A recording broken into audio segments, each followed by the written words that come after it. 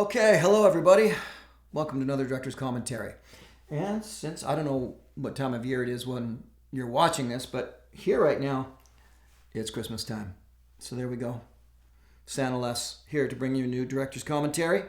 So for starters, by the way, let's get this off right now, is that I keep still seeing some comments from you. It's like, why do you keep interrupting the film? I just want to... Because it's a Director's Commentary. That's why you're here. For me to interrupt the film and make comments in the commentary. If you want to watch the film, just go to the playlist. I have the playlist set up on this channel. Please subscribe. That's really important, by the way. If you guys subscribe, that enables the algorithm to enable me to continue making these for you. So subscribe to this channel, but go to the playlists, and that's where you have every Survivorman season lined up. Every Survivorman film that has ever been made, you'll be able to see, as well as Beyond Survival, Survivorman, Bigfoot, and all kinds of other playlists as well. The Wild Harvest TV series and various clips from that. So all kinds of stuff. So if you want to just watch this without being interrupted by yours truly, then go over there and watch what we're about to watch. Or watch this and then watch that after. Otherwise, what you can do, nudge, nudge, wink, wink, is pick up the 20th anniversary kit. There you go, look at that. 76 films. That's 20 years of my filmmaking, including all of the Survivorman, Beyond Survival, Bigfoot, music documentaries, all sorts of different stuff in here. So, since it's coming on to Christmas where I am right now, wouldn't that look nice under the tree? Yeah. More on that later. Let's get right into this. This is episode, well, it's the final episode. I don't know which one it is. I don't know in the number scheme. But anyway, it's the final episode of season 1 of Survivorman. Now, at this point, let's get the lay of the land. At this point, Survivorman had been brand new on the networks, both up in Canada on the Outdoor Life Network and down in the United States on Discovery Channel, actually Science Channel. And it was just a wild card. It was a risk that Steve Burns at Discovery took to launch this series, and I will forever be indebted to him because he represented for me the kind of executive producer that I just love to run into. He was a risk taker. So there's 3 kinds of executive producers. I call them gatekeepers. That's really what they are. When you're a producer and you're trying to pitch your stuff to networks, there's 3 types of these gatekeepers that you run into. Right? There's the risk takers. I love them. They're willing to look at something like Survivorman and go, might have something here. That's literally what Steve Burns said at the time. You might have something here, because there was nothing like it on television. Nothing else existed like this. And Steve took a chance. The second kind of executive producer is the bean counter. And the bean counter wants you to prove it out in numbers that it's going to work. I won't get into it here, but when I do motivational talks or things like that, talking about filmmaking and working as a producer, that's where I say, yeah, that's when you walk away. I don't do well with bean counters. And then the third kind is the hybrid, somewhere in the middle. They're workable. They take a lot of effort when they're in between, when they're caught in the counting of the beans, but they want to take a risk because they know you have a good idea. They're good people, but they just take a little bit of encouragement. But I love the risk takers. The ones who are going to look at your idea and go, let's just take a shot at this. What have we got to lose? And that's what Steve Burns did. So this is the end of season 1.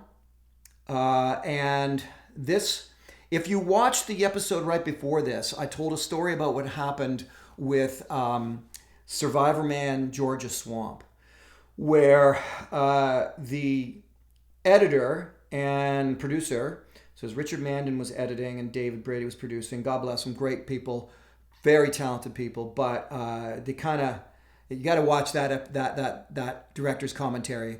Basically, I explained the fact that I had put in a clip showing that I had brought in this dead rattlesnake that was roadkill. They took it out when it got sent to the networks, and I felt very burned by that at the time. I was pretty pissed about that, and so I vowed that's never going to happen again. Well, this episode we're about to watch, it went to happen again, but this time not a chance. I nipped it in the bud, if you will. I definitely said, no, that's not going to happen. I'll get to that story in just a minute. So why don't I shut up and why don't we start watching this? I've already fast forwarded past the intro, but this is Survivorman season 1, the final episode up in the Arctic. Let's watch. Survivorman, I'm headed to the top of the globe, Baffin Island, high in the Canadian Arctic. It's about an 8-hour flight straight north into the ice and snow and the small Inuit community of Pond Inlet, a place where basic existence depends on your ability to survive a harsh environment. So I'll interrupt right now and say, yeah, man, Pond Inlet, Baffin Island, fell in love with that place. I told this story before when it came to the Amazon episode, that when I first started filming Survivorman, and I knew like, I'm going to be able to go around the world. Holy crap. I started thinking of my wish list. I wanted to go to the Amazon jungle. I got to Costa Rica, which was close. I fulfilled that wish next season. The other one was the Arctic. I got to go to the Arctic. This was my first time in the serious Arctic. It was awesome. I'm gonna have to find my way back to this community 7 days from now.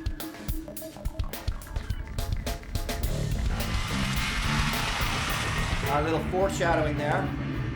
Hey, stop when I say stop. A little foreshadowing there with the dogs. Those dogs I would then, well, not those specific ones, but I knew I've got to do one by dog sledding, which I would do later on in subsequent seasons of Survivorman. Let's just keep watching. Straight hours, I'll push this snowmobile farther and farther into the barren Arctic, where I'll be left alone to survive. This is the Arctic, at the top of our world. It's a changing landscape of barren land, snow-covered mountains, and vast expanses of constantly shifting ocean ice. In the wintertime, the Arctic is immersed in months of frigid darkness. But in the short polar summer, it's daytime all the time. The temperatures here, well, it's the Arctic. It's cold. I'll just stop that right there and say, so now we're getting into, the tail end of this season. And to my partner at the time, Dave Brady, to his credit, he was often all about elevating the production level, which I agreed with. And so up until now, it was really just me. Actually, the first 4 or 5 episodes was just me filming everything.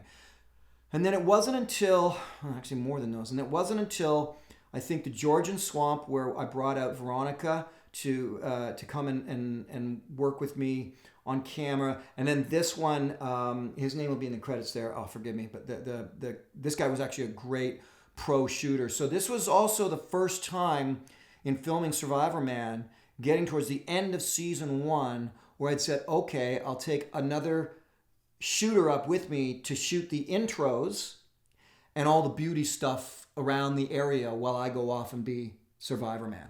This was the beginning of all that. And it's one of the lowest population densities in the world. To go out on the land, you ride the knife edge of trouble. You can get disoriented by whiteouts and get lost. You can fall through the ice into freezing water. Traditionally, they use dog sleds to get around, but for the most part, this is the modern, slightly noisier way to get from one place to another. Of course, dogs don't break down.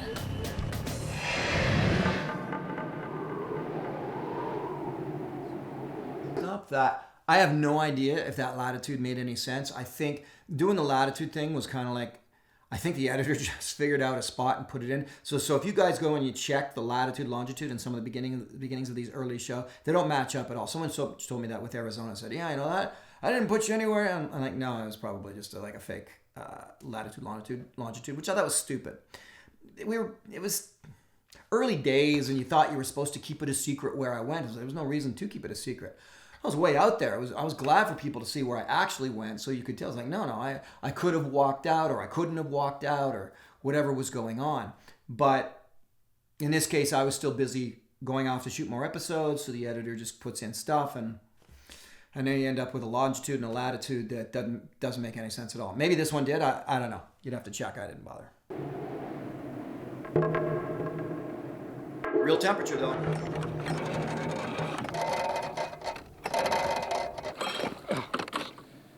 Oh, yeah. Well, this guy's not going anywhere. Camera crew took the good snow machine and left me alone for 7 days out here with this broken down one. And where's here? The middle of the Canadian Arctic. All right, let's just stop. Stop that on that face. So this was very similar to the scenario in Arizona. What it is, and later on in Kalahari too, what it is that I'm wanting to simulate the breaking down of your equipment, your bike, your motorbike, a snowmobile, a Jeep, boat. Of course, to do that, I'm going to tear it apart. I have to put it all in place. I'm going to some place. It's not where I live or anything like that. I have to find a vehicle that it's okay for me to destroy, because I may destroy it in whatever I do. And so that was damn near impossible most of the time. So in the case of Arizona, went in on a real bike, and then I grabbed a junker bike from the junker and brought that out and put it in place. Now I have a dead bike to play with. Same thing here.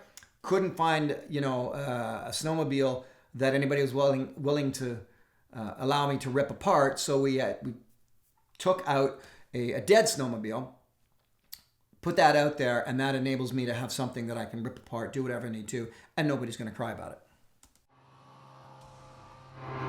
The big shot. For 7 days, I have to survive out here with very little in the way of equipment, and yet somehow find my own way back to safety, back to town. And of course, I've got to film the whole ordeal myself.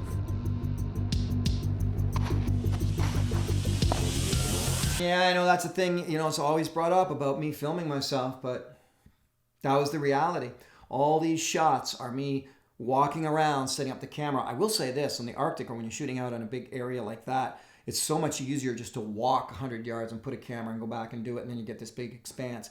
A lot tougher when you're in the jungle or around canyons and things like that. Now you're climbing hills just to put the camera far away to give that view. You see, I always want to give you the full picture of where I am, and that's what I had to do it. It's a lot easier when you can just walk across the frozen ice, but it's cold. Survival day one, you see that right there? A lot of times I like to brag a little on the things that I had to do out of necessity as a cameraman, as a filmmaker, and things my editors had to do out of necessity to tell the story when they didn't have multiple shoots to go to or a script to work off of or anything like that. And if you go back in time to what was the prevailing styles of cinematic work that you would see on television or even in film or even in documentary work, there were a number of things that I had to do that no one else ever did. It's not because I'm like some genius or something. It's because, I had no options. I have to somehow tell this story. They have shooters. They have days to work on things and they were, whatever, script things or whatever. So if you go back and look, you'll be very hard pressed to find a lot of different techniques within the scope of television until after Survivorman became big. So yeah, I am laying credit to some of those things.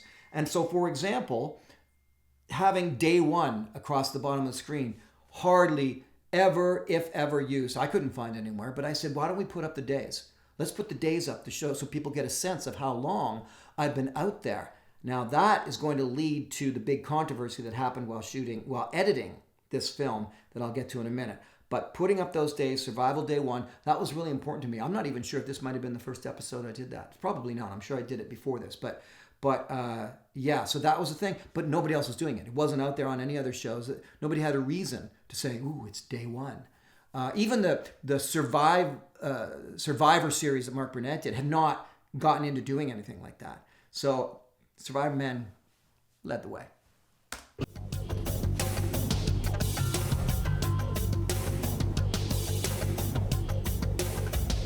I took ill on my way to the Arctic, but the production team had little sympathy.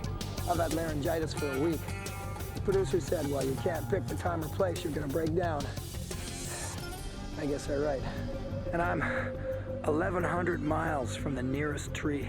Heck, I'm 700 miles north of the Arctic Circle. I'm closer to the North Pole than I am to the Arctic Circle. So sometimes you gotta really take a look at your circumstances.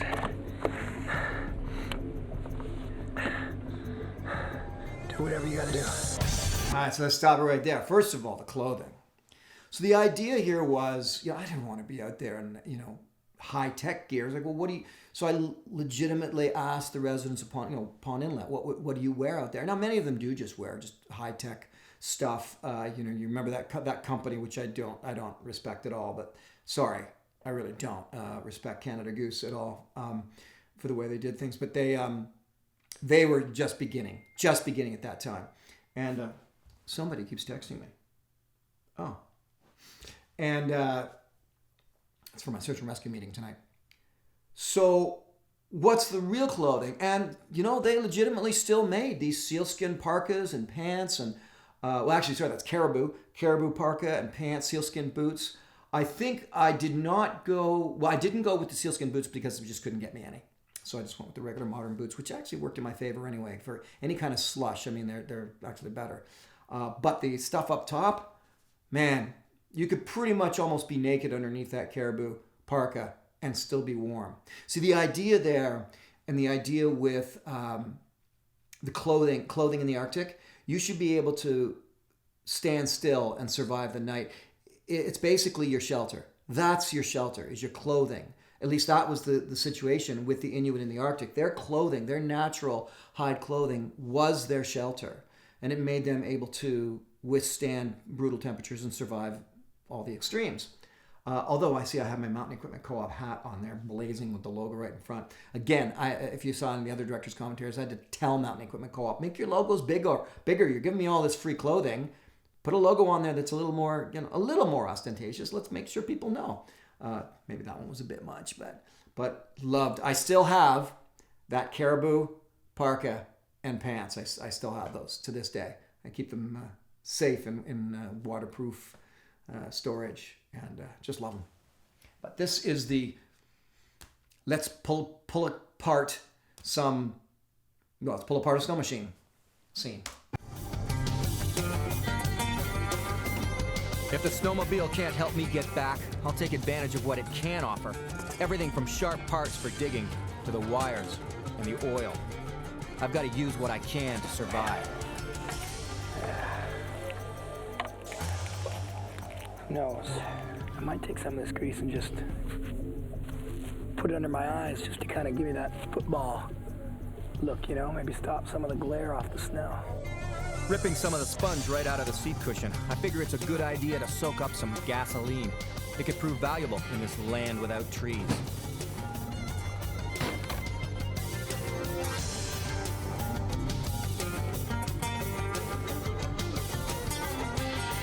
I gotta say, this was really difficult filming, and it turned cold.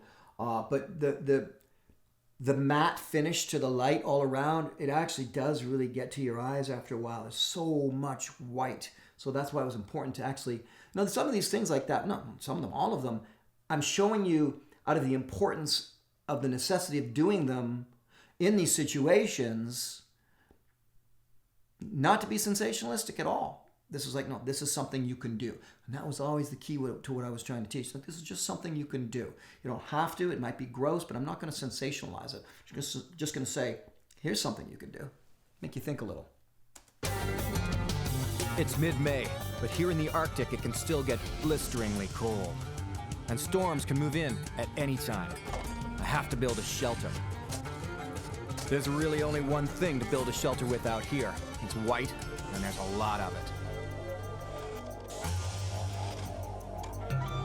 Even though it's so cold, I have to be very careful not to overheat in this caribou skin clothing. If I sweat, it'll chill me to the bone in no time.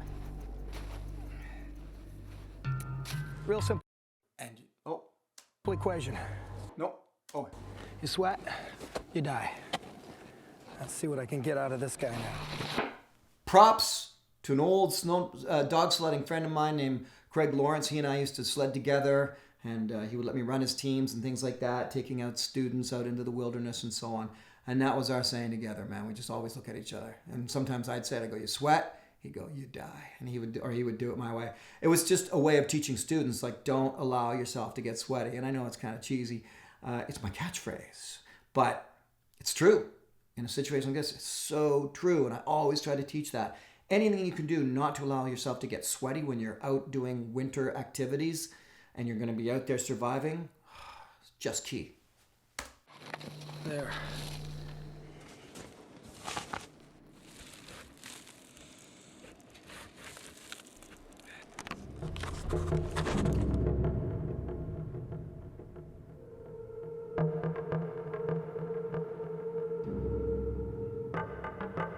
Well, that's it. So you notice the the time lapse, even back then, time lapse and that had not been perfected. You could do it with some bigger cameras on that for sort of big blue chip documentary stuff, but the internal workings of the prosumer cameras hadn't got it smooth yet. So what I did was I would just leave the camera running, and then the editor, Richard Mann, would chop it up to show you the time-lapse version of things. It's incredible. Sometimes you guys ask the questions about the equipment and how it's changed along the ways. Let's just say it this way. Yes, GoPro's made a big difference for me. A little bit too late in my process of filming. I wish I'd gotten them 10 years earlier. But the small light camera with high quality, broadcast quality, it was a game changer. The snowmobile cowling, some foam from the seat, and some snow. That'll be home for the night. You know, I just turned the camera on and the little clock comes on in the beginning, and I happen to notice the time.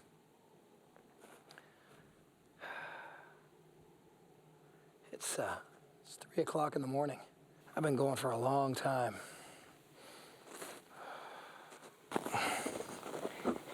Tomorrow I'll try to get my bearings and start the long walk out. But for now... Good night.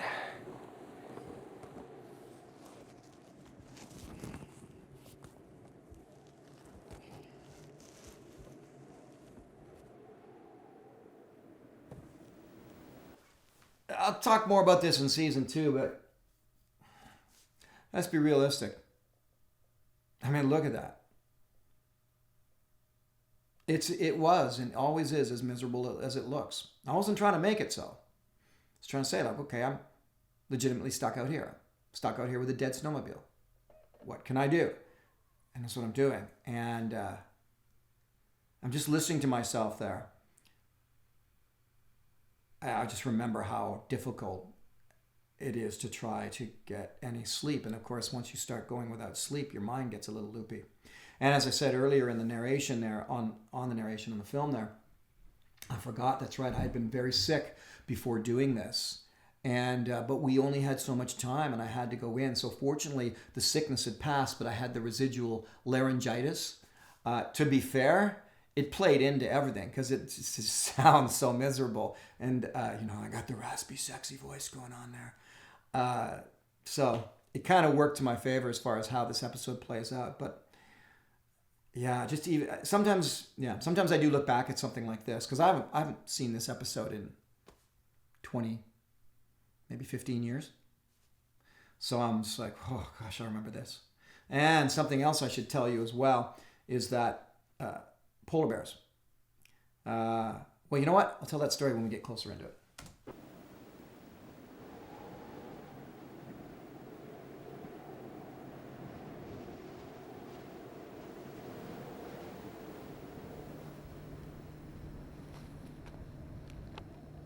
All right, I'll interrupt myself again and just to say that when I was talking about it being 3 a.m., remember it's 24 hours of dusky daylight there.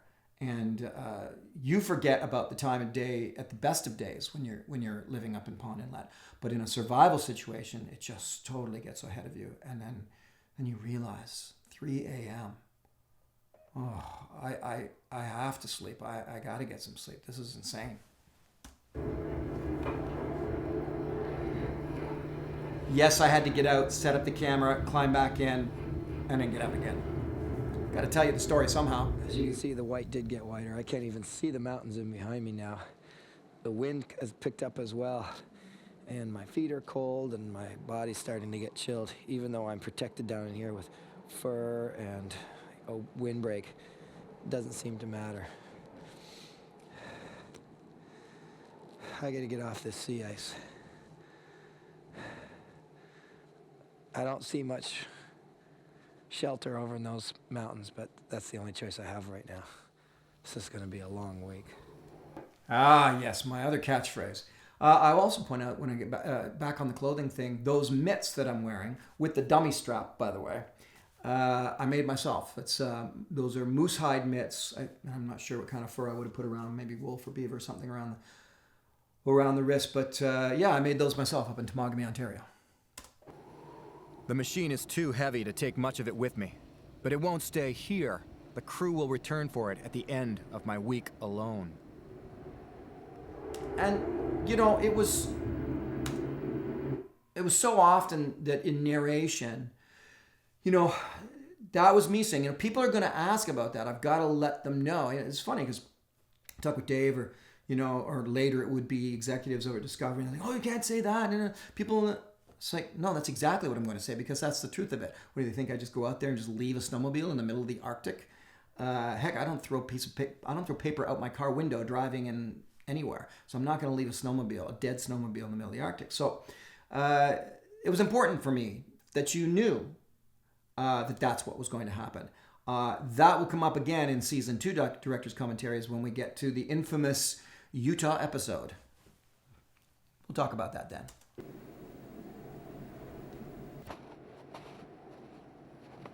A lot of work though. In the Arctic, navigation is a challenge to say the least.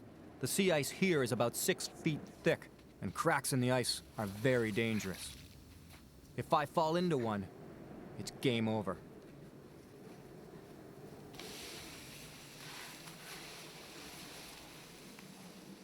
Compasses don't work up here because we're so close to the magnetic pole.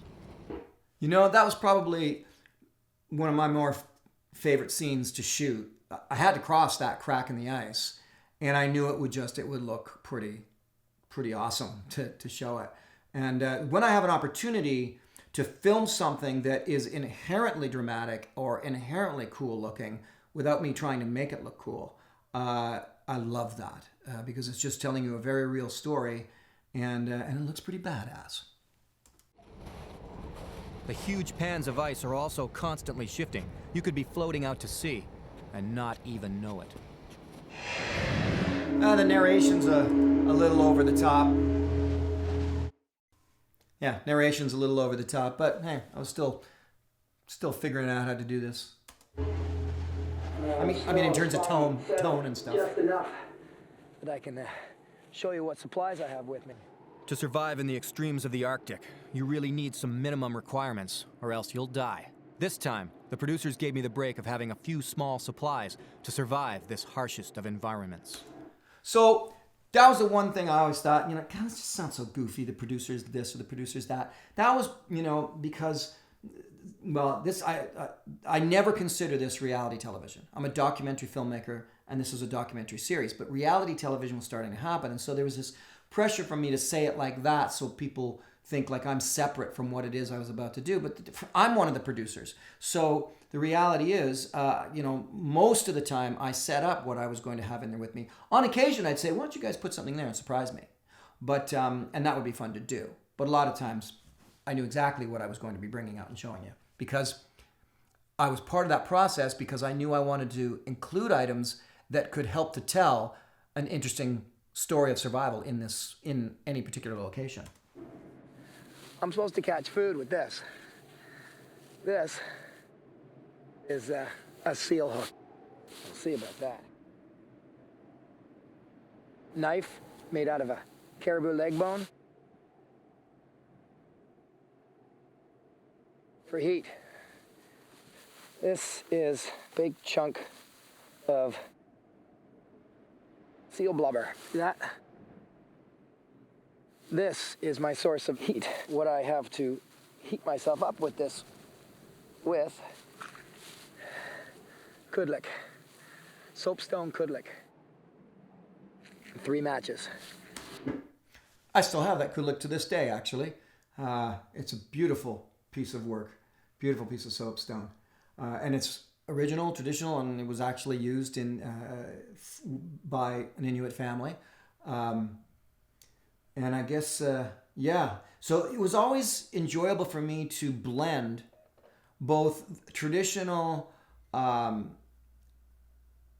methods that were part of the indigenous cultures in a particular area, could be anywhere around the world, with the MacGyverism of ripping something apart like the snowmobile, with modern survival techniques. I like to blend all of those in there. I wasn't just loyal to the traditional ways or just loyal to hardcore survival modern or loyal to, MacGyvering things out of nothing. I do it all. It's all part of what goes on out there. If you have a traditional indigenous skill that helps you, then you need to know how to use it. If you can break something and turn it into something useful, you need to know how to do that. So I like to blend them all together. And this was kind of like that, actually. It was a good blend. These things aren't going to do me any good at all until I have some kind of real solid shelter built. Of course, I always carry with me a good multi-tool. First time ever, I've got a gun. I was actually required to bring the gun. They wouldn't let me come out here without it. One reason only. Polar bears. Lots of them. Big, 1,500 pounds of claw, fang, and muscle. They're on the seal hunt right now, and I'll be walking right through their territory. Spooky, to say the least. My rules are that I can only use the gun to protect myself from polar bears, not for hunting. So this was my first time in polar bear territory, and all of that true. Lots of them there.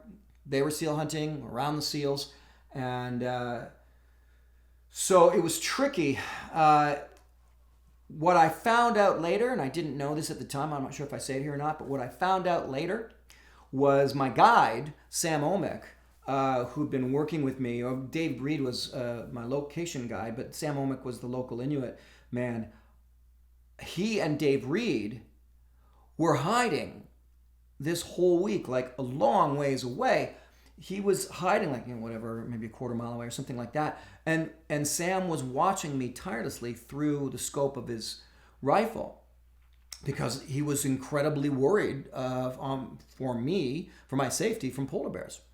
And I didn't know that. I was naive enough to be okay with being out there by myself and just sleeping and doing looking back now, I think, okay, what was I thinking? No, I wouldn't. Would I do it again? Sure, I would, but I'd be a little more careful about polar bears. This time, they said I could actually have some food, which excited me. What they didn't tell me was that it was going to be a bag of raw seal meat, which is traditional. Look at that. Big hunk of raw seal liver. You know what? I haven't eaten in a long time.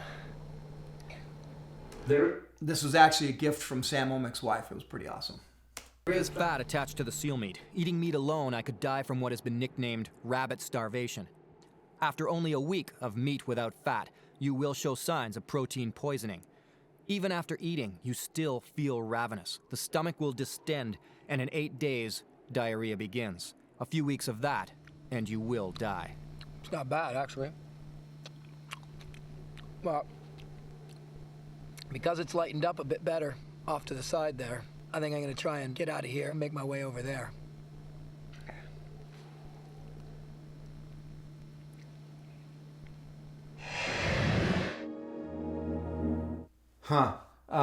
Yeah, the rabbit starvation thing, that was probably a little bit dramatic and over the top, but yet true just the same. So it's like, it's one of those things where you make the point, and the point itself is dramatic without needing to be sensationalized. Whether or not you need to make the point in that situation, I don't know, but that's still true. I mean, it did happen with... where we mostly know about rabbit starvation is amongst voyageurs, trappers, people like that who found themselves in survival situations. And they call it rabbit starvation because rabbits are so lean that you're catching rabbits. They're so easy to catch, though. You're catching them in the winter, you're eating them, but you're not getting any fat to mix in with your protein. And that's where the problem comes in. Some of these big, wide, beautiful shots are by the other cameraman. I think his name's Gary Elmer, I think. And I was so happy to have them, actually. He was shooting on higher quality cameras, getting me these beautiful side shots. He wasn't where I was, he was somewhere else, but that we could use later. Now, smelling like a seal, I'll make my way through thick polar bear country. Just a big piece of slow-moving bear food. That's a little over the top. Well, I pulled my Comatech as far as I could up this little break in the mountains, and I found this. Beautiful glacier making its way to the ocean. And that's not even the best part. Let me show you what else I found.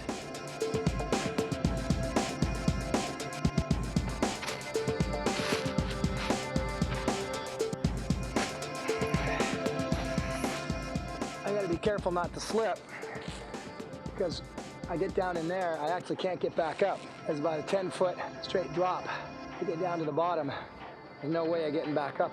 This is fantastic. I am sitting underneath the big toe of a glacier.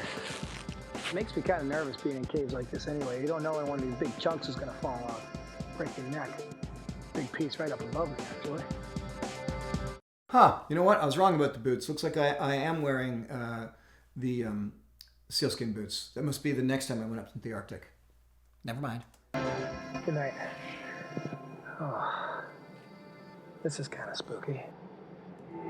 That was for real. That was kind of spooky on both accounts. Every time I get in a cave or under a glacier or something like that, I'm always thinking, oh man, if it's my time, this is how it's going to happen. I'm going to be crushed by this big, huge slab of ice. So spooky is the real world. I also remember feeling a little uneasy there the whole time. Not because of that. I think more because of polar bears. I just thought I'm really trapped here. And, you know, if a polar bear comes down and sniffs around and comes in, I'm totally trapped. And wherever Sam and Dave were, they might not even see that happen.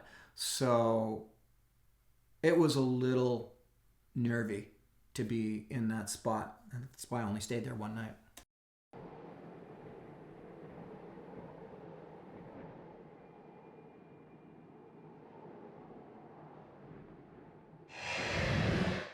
I was so chilled, I could barely sleep.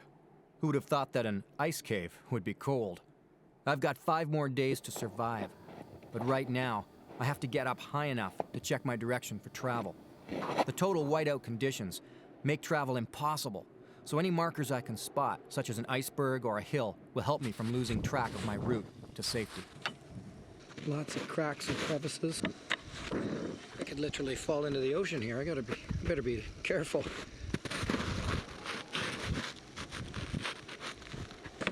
Trying to go up there.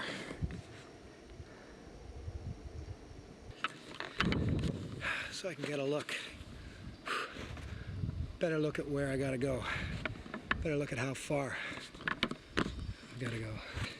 It's very hard to tell where you're putting your feet. It's just white, you know? I mean, look, if you look this way, I mean, that's what I'm stepping in, just white. And you can barely see where the sky begins and the land ends. Well, I'm at the base of this little mountain here, this little hill. So I'm gonna climb up, see if I can get a better look where I gotta go. That's where I'm headed.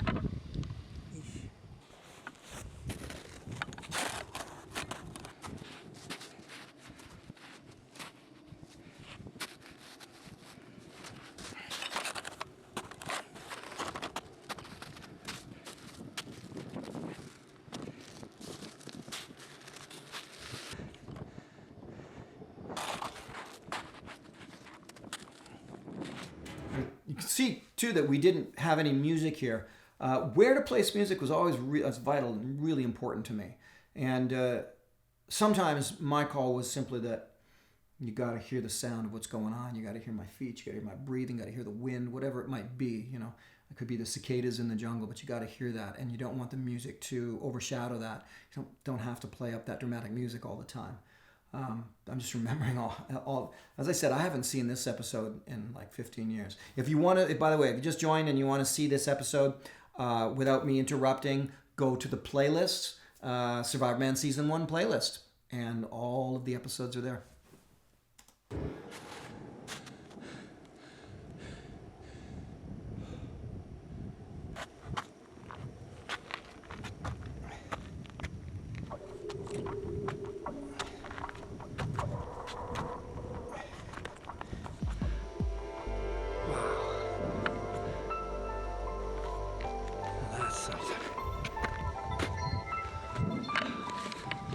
see this. I figure I've got about a 30-mile walk back to Pond Inlet. If I can make it to the other shoreline across the 5 miles of jumbled, rough pack ice, I can follow the shoreline to safety. After a full day of traveling yesterday, the funny thing is, I can still see my snowmobile.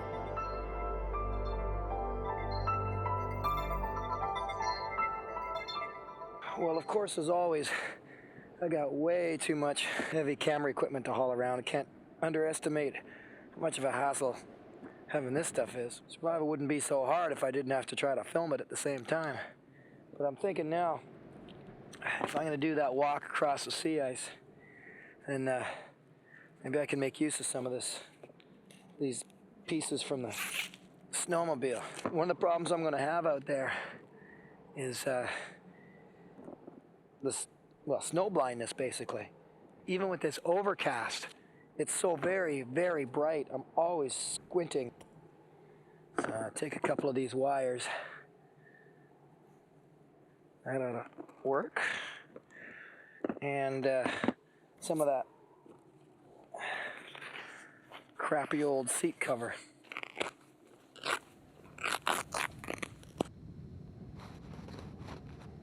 It's one of those situations where it is really kind of an interesting blend between knowing a traditional indigenous skill and adapting to that skill, but using modern, in this case, modern junk. Still have those mitts. Actually, I have this whole ensemble still. Not so bad. I can see anyway. I won't bother my eyes so much now. Off we go. Snowblind. Just imagine a bad sunburn to the cornea of your eyes. If that happened to me, I'd be blind and helpless out here for at least 3 days. It's also incredibly painful. So protecting your eyes from snow blindness is vital. Because, I've never really had it. Anybody that I know that has had it just talks about how much pain they feel. This was a sunburn to the retina. Snow blindness, hypothermia, polar bears, frostbite, exhaustion, starvation. These are the perils, the realities of Arctic survival. Distance in these conditions is tough to judge. Perspective in the white can play tricks with your mind. I've heard of people who, upon seeing a mountain, start to head towards it only to find a few steps later that it was just a rock. You know, as I think about it, I think this might be probably my favorite episode from season 1. There was just so much going for it in terms of, you know, beauty, but treacherous beauty. You know, I would always joke and say, you know, like in the Arctic, you could just throw the camera on the ground and it's going to get a good angle. So it was amazing to film, but it also taxed me on my survival skills as well, which is not always easy to do. You know, if you remember the Cook Islands episode, and we'll do that director's commentary coming up, it was almost easy. This was not almost easy by any stretch. And I spoke about it a little bit earlier there about filming and surviving at the same time. The reason why my shelters almost always sucked is because I had to film myself making them. And really what you want to do is like, just leave me alone, let me make my shelter. Oh no, I got to set up my cameras all the time. 2 cameras, 3 cameras, 4 cameras. And, you know, it just takes too much out of you to try to film and survive at the same time. So in many ways, I had the advantage of knowing that I was coming out in 7 days, that I was there to be a filmmaker, that I was there to survive and film it. But I had the disadvantage of having to manipulate all of the camera gear and tell that story. So I always kind of, you know, reconciled it with myself saying, well, sure, I'm not really surviving, but given that I have to do this filmmaking part of it, I feel like it's kind of even Steven as far as I don't have the psychological challenge, but I certainly have a physical challenge that is more than if I was just left to survive. If you catch my drift on what I'm saying there as far as me being out there. So anyway. You know what? Since you're wondering if you just joined me about where my Christmas hat is, because yes, while I'm doing this for you, it happens to be close to Christmas. And wouldn't that be, here comes your station break. It's time for me to sell, and sell. Because wouldn't it be a great idea if in the stocking of some kid that you knew, some kid between the ages of 17 and 14, if you put this new Survivorman children's book, Wild Outside, in their stocking? That's all I'm saying. Brand new children's book. I just wrote it. And let's see if I can open it up for you. It's got illustrations, photographs, stories from the field, things that the kids can do outside as well. Very, very proud of this. Anik Press and I, Anik Press out of Toronto, and I put this together, and it's out now. So there you go. There's my little pitch for you guys while I've got you. Haha. And while I still have you, if you've never picked it up, there's my survival manual. And I still put this page for page against any survival manual. It's out there. I did not write it because I had a TV show. I wrote it because it was information I've been dying to get out for years. So there you go, guys. If you're wondering what to put in stockings coming up, new kids book and the original survival manual. Back to our show. It's so white out here. I mean, it's white upon white upon white. Everything's a shade of white. Even the seagulls are white. All along the way, I've been eating snow for my water intake, because the only water around here is either frozen or salty, coming up through the cracks. Now, a lot of books warn, don't eat the snow. It damages the membranes, it cools you down. Well, you know what? It's very true. And if I was just about to go sleep or crawl into an igloo, then yeah, I wouldn't eat snow to cool me down. But during the day, when I'm working this hard, eating the cold snow is helping to keep me from sweating. So, personally, I don't have a big problem with it. I love getting that point across. Different instructors get so pissy about it. By the way, you can see that third camera. I guess I forgot to turn it on, or the cold got to it, or something like that. So it's disappointing sometimes when I can say, oh man, there's another camera in the frame. I know I shot it, but maybe it glitched out on me or something. Anyway, the point that I'm making is about eating snow. And yeah, as a Canadian who spent a lot of time in the snow, I'm here to say, if you are going to eat snow during the day when you're warm and working, absolutely. Hydration is so vital if that's all the water that you have. The problem comes in if you start to eat it later on into the day when you're starting to calm down and cool down and maybe try to get some sleep. Then you can chill yourself down. And it's much better to melt it. Way better to melt it and heat it up at all times. But much better to eat it while you're traveling than to succumb to dehydration. So I still eat snow to this day. Yes, don't eat the yellow snow. I'm not that close to the flow edge, but I'm close enough. I could literally be on one big pan of ice. I could be on a 5 square mile piece of ice that cracks over by the shore. There could be 100 feet of water between me and the shore, and I wouldn't even know it. I could be well on my way to Greenland, just drifting away. Just a few years ago, tragedy nearly struck a group of Inuit children. They were drifting off to Greenland without even knowing it, and only a daring rescue by the local townspeople brought them back from sure death. True story. I'm gonna stop here beside this iceberg. See if I can actually sleep for an hour before I push on through and make it to the other shore. It's great how this caribou fur, it's incredible. It doesn't hold the snow at all. It just falls off of it like dust.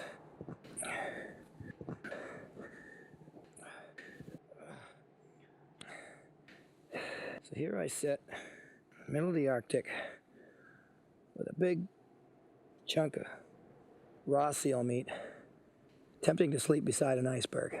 I'm in probably the thickest polar bear area around here. I'm beside an ice crack. They like to hunt the ice cracks looking for seals. I'm beside an iceberg. They like to circle the icebergs looking for seals. And I'm sitting here with a big hunk of raw seal meat.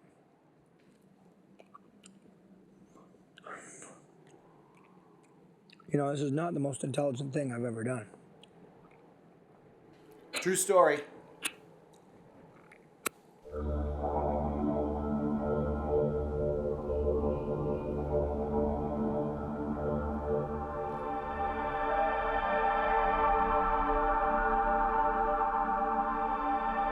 I remember filming this sleeping scene. I mean, literally just left the camera running. It was some of the only sleep I got that week. And everything becomes very surreal when you're in a survival situation and you're not sleeping. And then maybe you do sleep a bit. It just becomes, your dreams intensify. Like, first of all, your dreams intensify because you're not eating any food. Now you're going without much sleep at all. So the sleep you're getting is coming at you really sort of quickly. And the dreams just become insane and insanely vivid. And add to that, knowing that there are polar bears around this area, and understatement to say it certainly leads to a fitful sleep.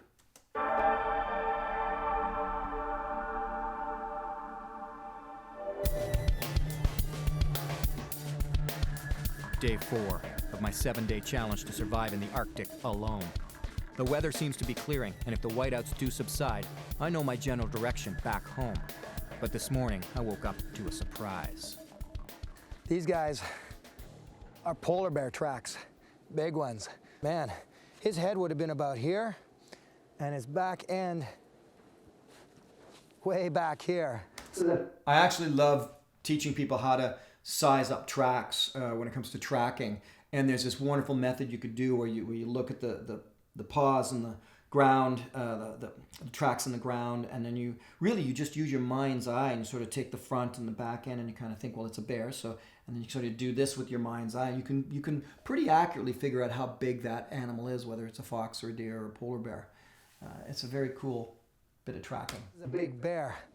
What's important about these tracks is that they're only 30 feet from where I've been sleeping. And you thought I was kidding about polar bears. Yeesh. Look at the size of these things.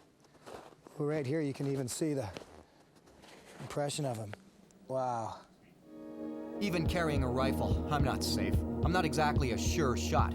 I know of one Inuit man who spotted a bear outside his cabin window, turned to see a second bear outside the other window. They were about to corner him. He bolted from the cabin, and with the bears in pursuit, he jumped to his snow machine, pulled out the rifle, and turned to shoot, killing both bears as they dropped to the ground only feet away. I'm keeping my rifle loaded. Boy, how everything changes when the sun comes out. This could be glacial melt, and if it is, that's going to be great because it'll be fresh water. Ugh. Yeah. That's salty.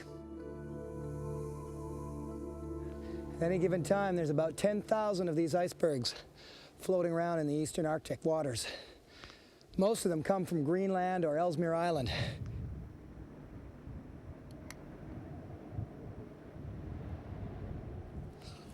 You know what they say? It's just the tip of the iceberg. Apparently there's another 9/10 of this guy right underneath me.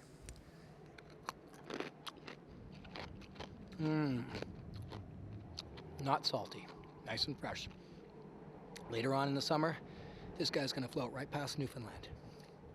Making my way up the iceberg. This isn't just a flight of fancy. In fact, the Inuit used icebergs to watch out for polar bears, to look for seals on the ice, to determine their route. They use them quite regularly to get a view on all of their surroundings. And that's what I'm going to do too. This is actually pretty exciting. There's a seagull, and I'm level with him. That's cool. This is absolutely breathtaking. I mean, there's not a soul around for miles. This is about as alone as you can get. Wow. I can see polar bear tracks and a lot of icebergs. And I can see my route out too. And I can see why the Inuit climbed the glaciers to look around. Even if it was just for the view. It was another point of, I would often like to make when I was filming Survivorman episodes was just, yeah, it's a survival situation, But let's remember how beautiful this is, because it's really, really something to see. And that could be in the jungle or the canyons, deserts, or the Arctic for sure. I just loved pointing that out. Spooky for me to be up there. Heights are my challenge. I'm challenged by heights. And being up on the edge of that tip of that glacier like that was, again, that was a little nervy. Look how beautiful it is, though.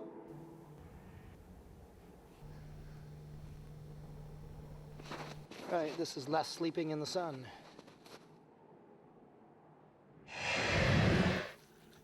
Even though there is good weather now, my stomach reminds me that I've had 4 long days with only a few bites of meat and very little sleep. You know, the fascinating, beautiful, and actually quite dangerous aspect of this time of year is that it can go from kind of a scorching hot sun to minus 30 in just a few hours. I could even get a sunburn out here right now. Anyway, this is a nice break from that freezing time in the ice cave. A few days of nothing but cloud and snow.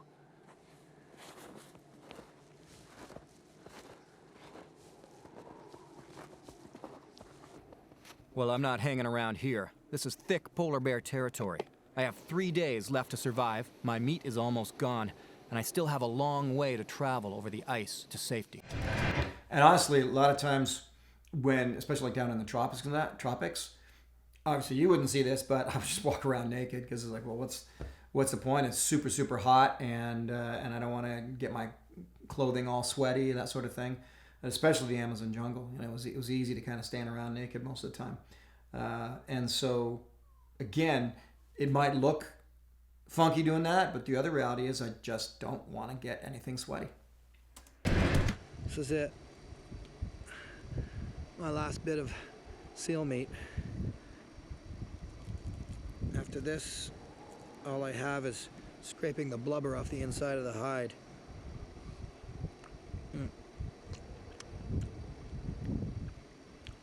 I gotta find something else. You know, these mucklucks, they're frozen solid. Because they're my own moose hide mucklucks that I brought from Ontario. Right. And they're not supposed to get wet.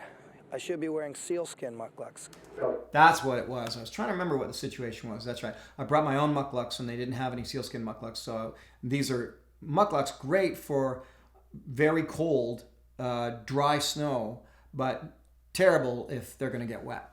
Called mix. Then I'd be fine. These ones got soaked when I had that day of sunshine, and now I'm walking around in big frozen blocks of ice. But the hardest part of being out here, it's not the cold, it's not survival, it's not existing without food in my belly.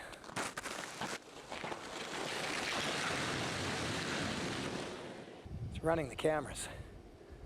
They are a pain, to put it lightly. Oh well, that's what I'm here for.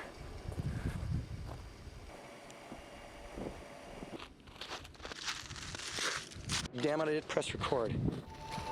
You see that? So it looks like I've got 3 cameras in this situation. On some shoots, I'd have as many as 5 different cameras.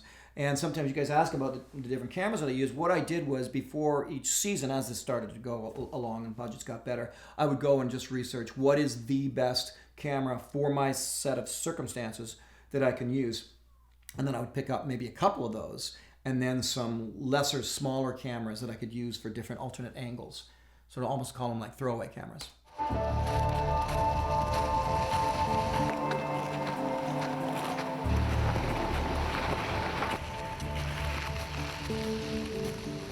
Well, I'll tell you what, I'll call them sleeps instead of nights because there is no night. So I've had a short sleep in kind of like a snow grave beside the snow machine. A very windy, very cold experience. I had short sleep in an ice cave, and a little better sleep in the sun when it finally came out beside the iceberg. What I've been doing is I've been looking for some better snow, some deeper snow, where I could maybe make an igloo. And I think I found it. So That's where I'm headed.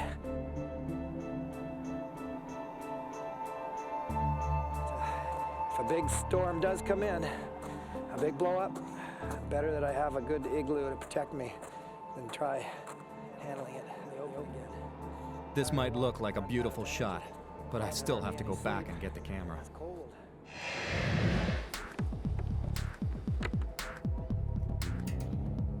The windshield, scavenged from the snowmobile, will come in handy. I gotta say that when you're in a survival situation, anything at all that is familiar makes you feel so much better. And as having been way out on the sea ice for so long, which I'm not very familiar with at all in those days, just getting to where there were rocks made me feel better. And knowing, oh, I'm able to walk up onto shore, onto land. Of course, I knew the polar bears are all around too, but still it makes you feel just a little more confident and comfortable if you can be around something that's familiar. It's like if you're in a survival situation in the forest and you come upon an old shack or something like that, you instantly just feel more confident, feel better. So anything you can do to make yourself feel more comfortable by getting to something that's familiar is very important for the psychological aspect of survival. I checked around, and this snow does feel good. If the snow's too soft, then it's just gonna crumble on you. If it's too hard, then you gotta work too much. And I hate to make this comparison, but it's gotta kind of feel like styrofoam. This is going to be brutal. This was brutal. So I was trained in igloo making. I went out with I think it was Sam Omick that took me out, and we built igloos together and that. But of course, we were also using proper snow knives at the time and hand saws and things. So using a piece of the windshield, I knew this was going to be tough. Okay, this is going to take me a while, as you can see. And I've got time-lapse camera running, and I'm just going to go to it.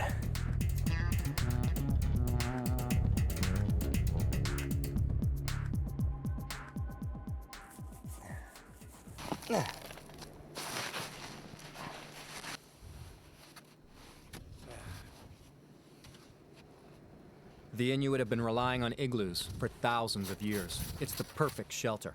Snow is an incredible insulator, and the dome shape can withstand severe storms.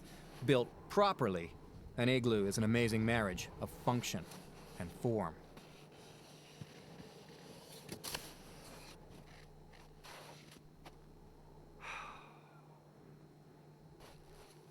Yeah.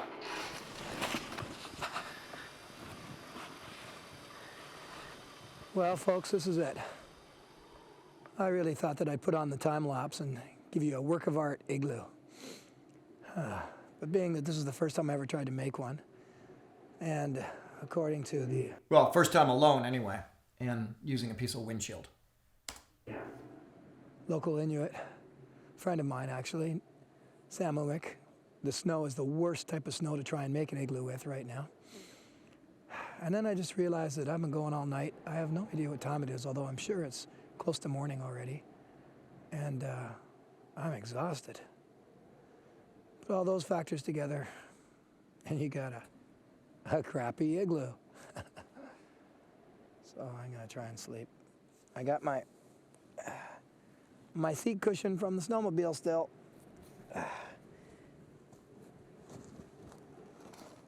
And at least I'm protected pretty well from the wind, actually. Oh, this'll have to do.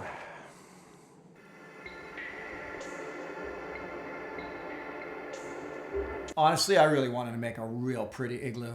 It really was just the wrong kind of snow, no snow knives, nobody to help me. And I'd been trained before, but I'd never actually done one just by myself. So that, no, but you know what? Let's go there for a second, because that is actually one of the main things I love showing with Survivorman. Was I didn't want to be too good at everything. I wanted to show, like, people think they can just do things in a survival situation. Oh, I would just build an igloo. Really? Would you? You know, even though they'd never built one before. To this day, I see people with magnesium flint strikers hanging on their belts and they've never used them. You know, I'll just use that. Have you ever used it? No. Okay. So to put it on myself was to say, oh, I'm going to try and start a fire by using a piece of glass or build an igloo. You know, just do it on camera as any normal human being would do it, thinking, oh, I can do this, and show just how tough it is. And if that way, if I got it right, man, my euphoria was palpable. You knew, it's like, oh, he looks so happy. But if I got it wrong, it was an honest scenario where you saw me failing, and you're like, see, you can't always just make this work. And I really wanted to build a nice igloo, but I simply couldn't. And I needed you to see that so you could see the reality of a situation like this. You can't just go in thinking you're going to know how to do something.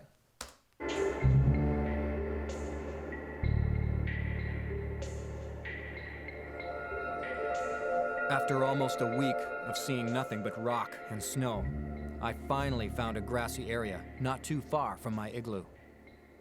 Just to walk upon and touch this grass feels so good. After such a long, cold, miserable night working on that shelter. Oh, man. Oh, this is wonderful. And that's what I mean by familiarity. That warm, mossy grass feel, the sun. I mean, yeah, that's real stuff going on there. And if you can make yourself feel familiar in any way, I'll never forget, there's this scene in a silly old movie. I can't remember, I think Rob Reiner might have directed it. Or maybe Carl. Anyway, it's called Oh God, and it features George Burns and John Denver. And John Denver meets God. It's played by this comedian called George Burns. And there's a scene in it where God, George Burns, tells the character that John Denver is playing to shave. And he says, you know, I'm paraphrasing, but bottom line is when you're feeling uncertain and you're not feeling yourself, do something familiar. Do something that just makes you feel like yourself. Well, in a survival situation, that's really important. Try to do something familiar so you feel like yourself, because you are in a horrible situation otherwise. Look at this, scraps of wood. Some of it not even that old. I'm sure local Inuit come through and repair their komatiks here. So I've got dried wood, dried grass. Oh yeah, I forgot about this. Seeds, so they're fluffy. Sounds to me like the makings of a fire. There are old whaling stations and Inuit hunt camps everywhere out here, so it follows that scraps of wood and small metal objects appear as the snow slowly leaves the land.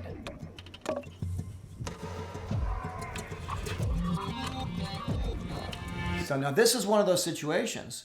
I'd never actually gotten a fire going by using a rifle and a bullet before. I knew how to do it, but I didn't, and I thought, well, I'm not going to practice it, because people go out and they hear they can do it, and now they're in a survival situation, so they attempt to do it. So that was me. This is just like the igloo. This was another wonderful opportunity for me to try something I'd never tried before and do it on camera while you're watching me.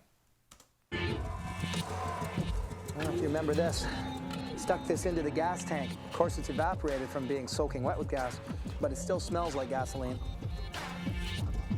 I still have 3 matches, but I'll need them later for the kudlik. And although they said I can't hunt with the rifle, they didn't say I couldn't start a fire with it.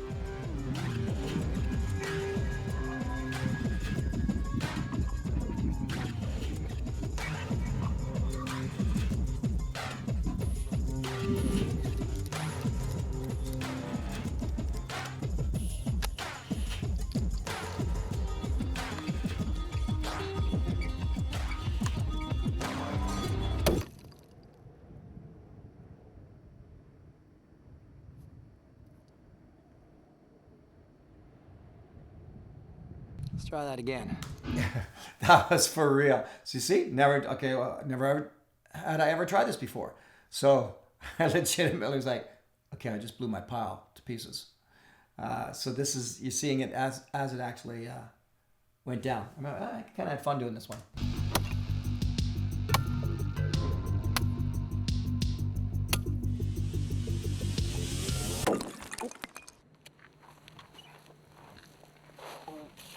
Hang on.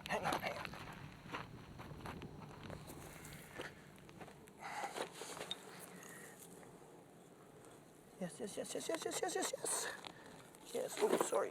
So basically, it had given me a little coal kind of situation, or like a spark had taken in the fluff. It's just that I blew it like 6 feet away. Oh, man. Except my kindling's blown all over Kingdom Come here. I think I left a little too much powder in that time. Well, soaking the sponge with gas seems like a great idea now, and it gives me the chance to finally warm my feet and dry out my mucklucks.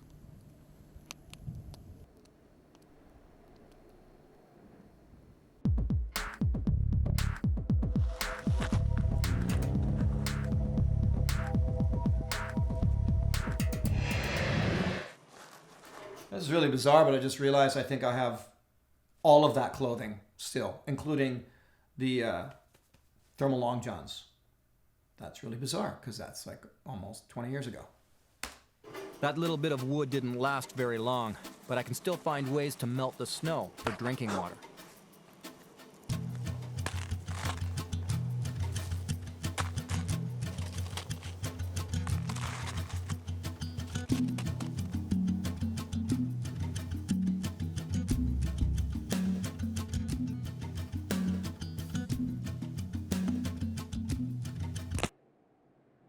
Now these conditions, that made it look like it happened really quickly. That took it was many hours before that snow melted. That's not a surefire way to get water in a situation like that. You have to have the right conditions, the exact right conditions, the right amount of heat and sunlight and everything, and the black color and all that. But there was a long time before that snow melted. 6,000 calories per day to survive. With only 4 bites of seal meat each day, I'm only taking in 200. Somewhere up on those hills, somewhere, is Sam and Dave peeking down on me. They told me later. I still never saw them, but they were up there somewhere. And we're getting close to the point now where my partner Dave came up with a dramatic point to add to this film that was the key moment and one of the key turning moments in my own reality as a film producer and on telling an authentic story, where I won. And I'll tell you in a second when we get to it.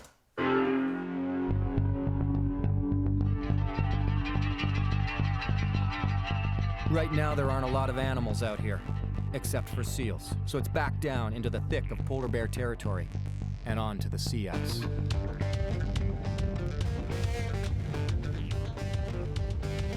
The sun being out makes it a perfect day for hunting seal. You want to keep the sun at your back because the seals have such sensitive eyes that when they come out, they keep their eyes turned away from the sun. The object is to stand over this hole for a long time and wait for the seal to come. Like this. And when the seal comes, you lunge down and pull. Inuit people could stand for hours and hours and hours perfectly still, waiting for a seal to come.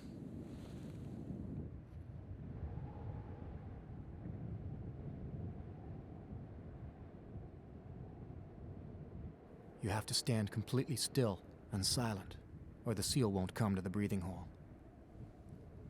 After what seems like hours, my arms and legs are aching. I can't do this anymore. It was probably only like less than an hour. Maybe it was many hours, I'm not sure, but I remember thinking, this is stupid. This is not gonna happen. When you burn more calories than you take in, your body will literally begin to consume itself. At first, subcutaneous fat will be burned. If things get bad enough, your body will start to burn what's left, your muscles. I have no idea why I was talking so dramatically.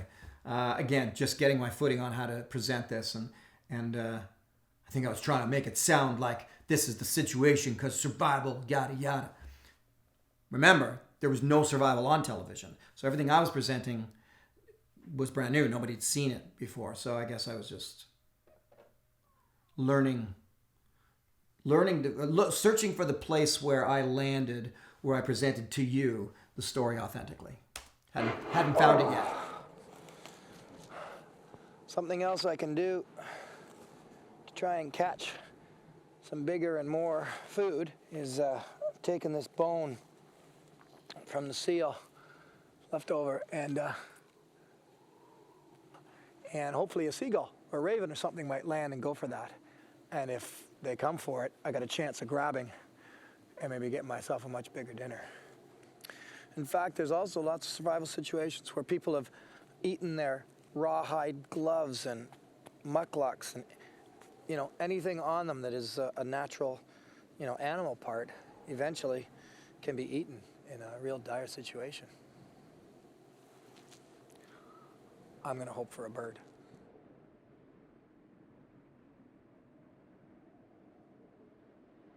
Always so tricky to film myself hunting or to film myself waiting for something because the camera's running and I do have to think about, oh, I gotta get up and change it. And it kind of ruins my moment, sort of thing. So I would just try to legitimately do it and legitimately leave the camera running for as long as I knew I had I had battery power and cards or tapes in the camera. Had to be careful of that too.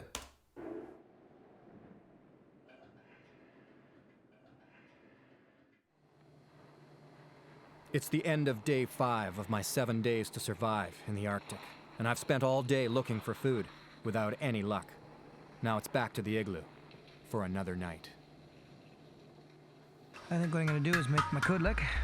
This is a soapstone dish, and basically to give myself a little bit of warmth during the night. Let's see. I found this little paper towel in with the bag of seal blubber, so I'm assuming that it's to help with the kudlik. The blubber, which I guess if I need to, I could also eat.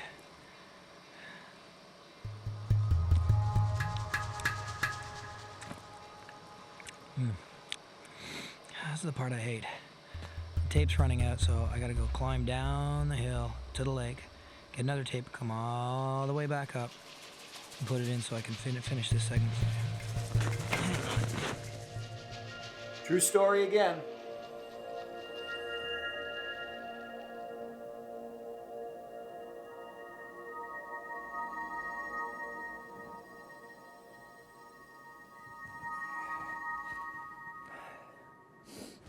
So what I want to do is scrape this blubber.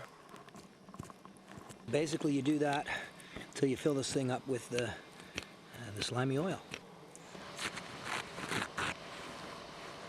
And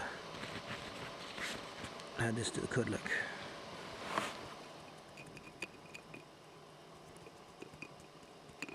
Like so. Okay, well, I got 3 matches here. And there's 3 kudlik fires.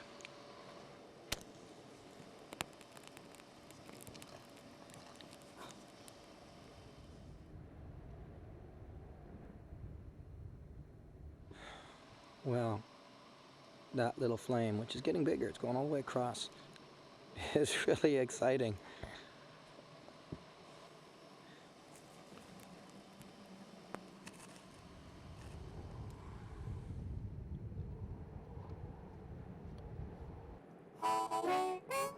Okay, I forgot to mention, I never go anywhere without my harmonica.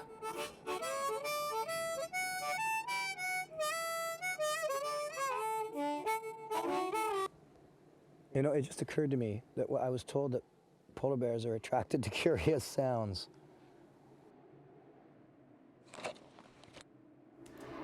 True story. Yeah, the harmonica thing was for a little tongue-in-cheek fun. And I've said this before. It was also to say, hey guys, I'm not just a one-trick pony. I can do other things, you know. And so I started playing the harmonica. And it did lead to some amazing things later on in life, putting this harmonica in the show. And once it was in there, I thought, it's kind of fun to put it in all the time. There's always some moment of levity throughout the week where I could bring in my harp and do a little bit of playing. But back on that kudlik, there's no heat retention in a shelter like that, obviously with a big hole. But just the same, it's amazing how many times in a survival situation I've hovered over top of a tiny little flame, and just that little tiny bit of warmth on my cheeks or on my fingers actually makes a big, big difference. So even not so much a single candle, but more like a kudlik like that, because that flame is, 4 inches across sort of thing. That's some substantial heat, actually, especially when you really want it. This is where I can say goodnight.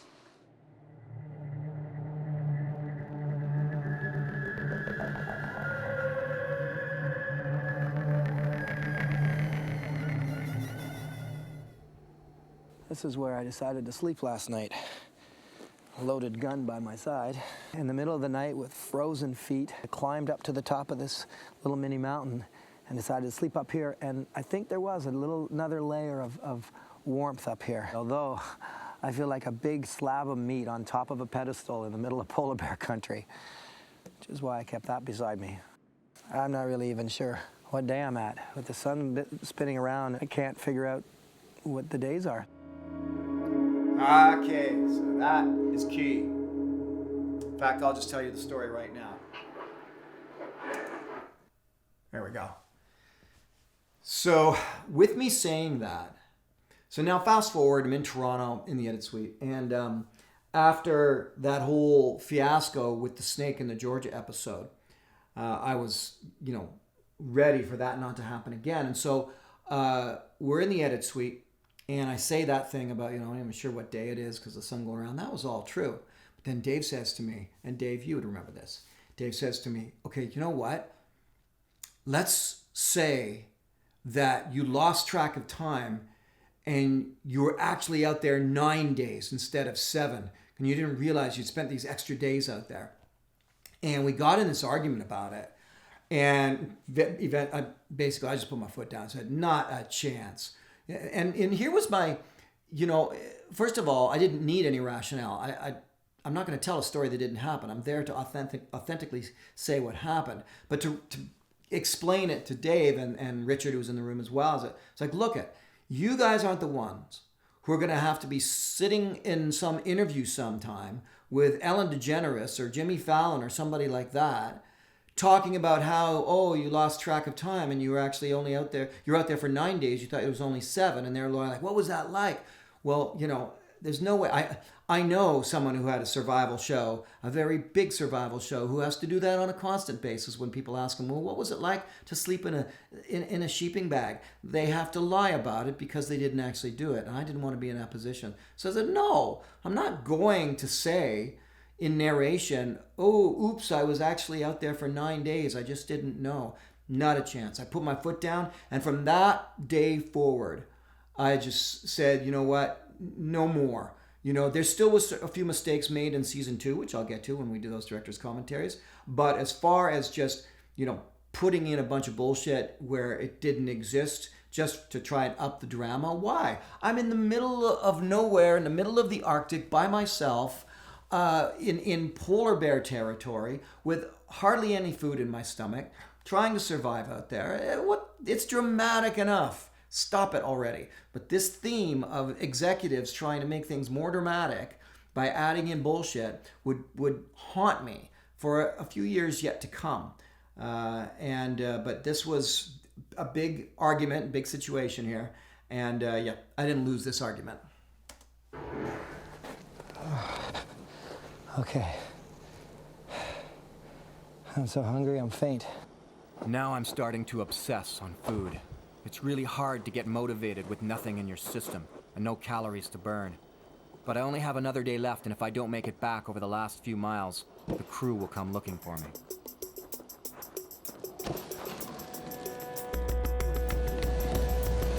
Always a great, great feeling when I know I'm heading out and the crew's, coming in to meet me or something like that to pick me up.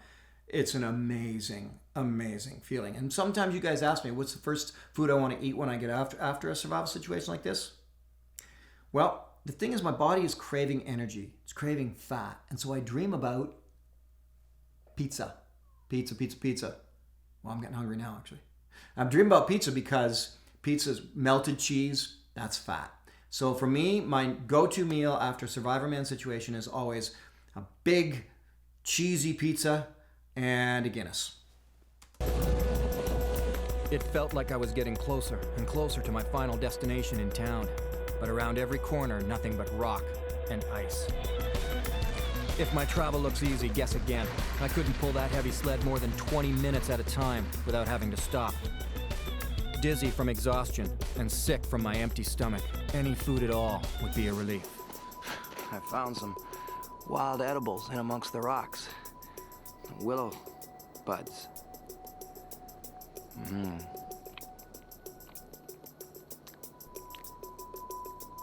Two of them. Oh, three.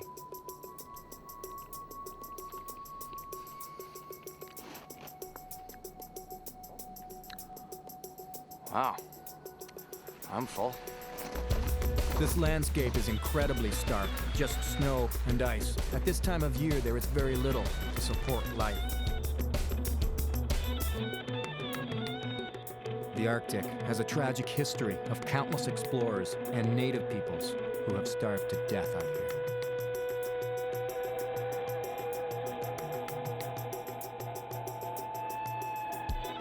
I hope this is my last night out here. If I'm right, tomorrow I'll be able to make it into the town. It occurred to me while sleeping here, even with the loaded rifle, if I wake up and a polar bear is breathing down on top of me, I don't stand a chance.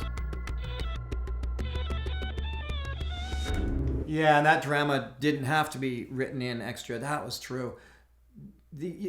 I think often even a rifle is a false sense of security when you're in polar bear territory. You know, it's like, you know, there's so many situations where you do things to protect yourself from lions or tigers or polar bears or, you know, I don't know, even great white sharks. And it could just be the luck of the draw, you know, because what do you, you know.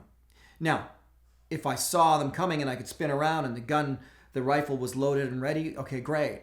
But people have been attacked. Look I got to go there. So I'm very big on making sure that you are not overly fearful of bears, black bears, grizzly bears. You know, I've had Kodiak bears on Kodiak Island try to come and sniff me, actually. So they're within 3 feet of me kind of thing. No worries, no danger, no issues. But polar bears are different. Polar bears they're opportunistic eaters. And you're an opportunity. So yes, a polar bear will attack and eat a human being. And so you got, you know, that one I would never deny. And being ready for it, having a rifle and all of that, absolutely vital in a situation like this. Just like when I'll be doing the Indian one coming up soon too, is the India time when I was in India and I was around the Bengal tigers. I mean, that was scary.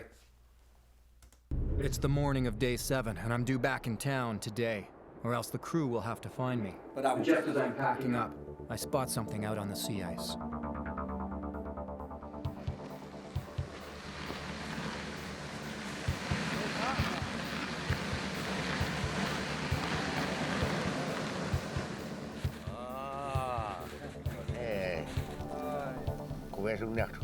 Sam Umek, the Inuit hunter who picked me up, offered to take me home. It turns out I'm still another 2 days of travel by dog team back to town. That part, yeah, I really didn't know how far away I was. Along the way, he shot a seal. Oh! It was considered to be an Inuit delicacy. I forgot about this story. Stay tuned for this story. Children, and as tasty as ice cream. This is the eyeball of a seal.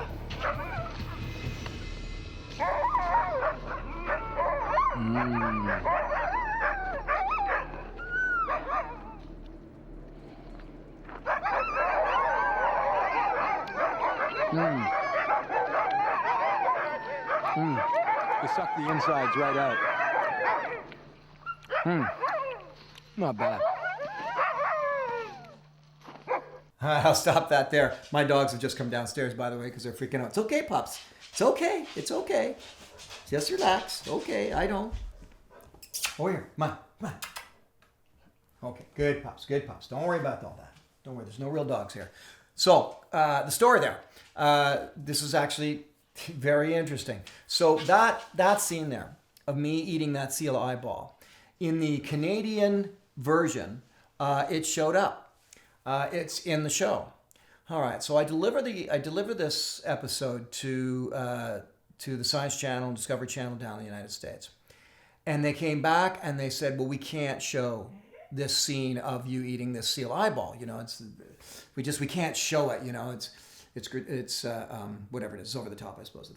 So, and I thought, come on, like it's an interesting thing to show. It truly is a treat. The children like it. The Inuit kids would eat it as a treat. It's like ice cream to them. It's a little sweet gumdrop on the inside.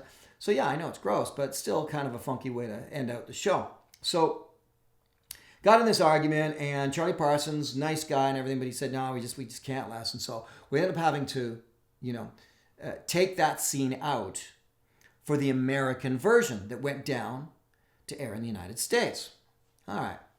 Fast forward to about a year and a half later, and we'll get into this in season 2, even more than we have in the past, because that's when it all went down.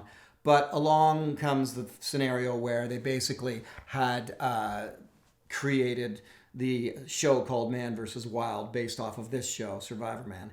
And in it, they have a scene where Bear Grylls eats a goat's eyeball on camera. And I remember calling up, and I didn't call up for that, but I called up to talk about something with them. And I said, Charlie, what the hell, man? You made me take out a scene that was something real and something part of what was going on there. And now you got this dancing monkey who's able to do a bunch of gross eating and keep it on camera. And I remember Charlie saying, I was waiting for this call, Les. I'm really sorry, man. And Charlie said, he goes, I got nothing to say. I'm sorry. It sucks that we had you take it out, and then they turned around, and a year and a half later, when they were copying everything I was doing with Man vs. Wild, they let that host eat it on camera, and he apologized. So I was glad for the apology. And Charlie's a really great guy and an amazing producer. But that was not the first and only time where I did things where they said, oh, you can't do that. And then later on, they let someone else do it. And like, really? Are you kidding me? Anyway, there you go. Quick little behind the scenes there, eh? I forgot that was this episode. I actually thought it was the next Arctic episode, but it was this one here. So, okay. There we go. I'm done. And thanks again. That's season 1 of all the director's commentaries done now. Now, if you're unsure how to watch the shows, just go onto this channel that you're watching right now and look down below or up above, can't remember. You'll see it says playlist. Click on playlist, and you'll see all the playlists there. Survivorman seasons, Beyond Survival, Bigfoot, music, Wild Harvest episodes. All those playlists are there. Just check those out. And you can go there and you can see this uninterrupted version of season 1. But those are all my director's commentaries for season 1 done now. They're all there in the playlist. They're in the director's commentary playlist. So next up, I'm going to pick it right up and start with the first episode of season 2. And in season 2, about halfway through that year is when everything hit the fan. My series was doing well. It was a big hit. And I will tell that story when I get to it. But the bottom line is they decided to copy my show and come up with a different series. One that they owned entirely, which is why they did it predominantly. One of the main reasons, anyway. I'll get to that when I get into season 2. So, don't forget, if you want them all, 20th anniversary collection, great Christmas gift, 76 films, 20 years of me making films. And if you've got a kid, there's my new children's book. And don't forget my survival manual. That's my selling that I got to do. I'm hawking stuff right now. There you go. Otherwise, guys, I'll see you in the next director's commentary. Hey, Pops, want to go outside? Yeah, let's go outside.